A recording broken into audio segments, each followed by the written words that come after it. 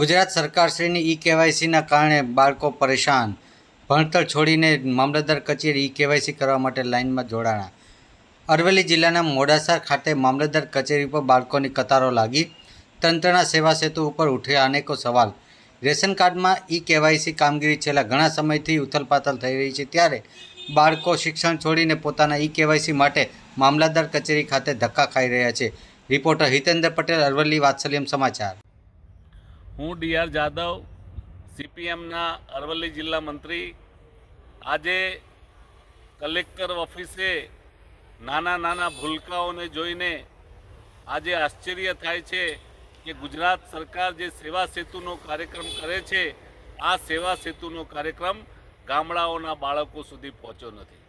કારણ કે સ્કોલરશિપ માટે કેવાયસી કરવા માટે જે બાળકોને કલેક્ટર કચેરીએ કલાકોના કલાકો સુધી બેસી રહેવું પડે છે કેવાયસીના કામ માટે, તો આ જે કેવાયસી માટે બેસી રહીને જે બાળકો હેરાન પરેશાન થાય છે, જે શિક્ષકો હેરાન પરેશાન થાય છે અને શાળાની જે પ્રગતિની વાત હોય છે એ બગડી જાય છે, ત્યારે અમે રાજ્ય સરકારને, ગુજરાત સરકારને અને જે તે અધિકારી કલેક્ટર સાહેબને વિનંતી કરીએ છીએ કે સેવા સેતુનો કાર્યક્રમ ગામડાઓમાં થાય, ગામડાઓ સુધી પહોંચે છે ખરો, પણ એમાં પણ આ બાળકોનો સમાવેશ કરવામાં આવે અને આ બાળકોની હેરાનગતિ મટી જાય.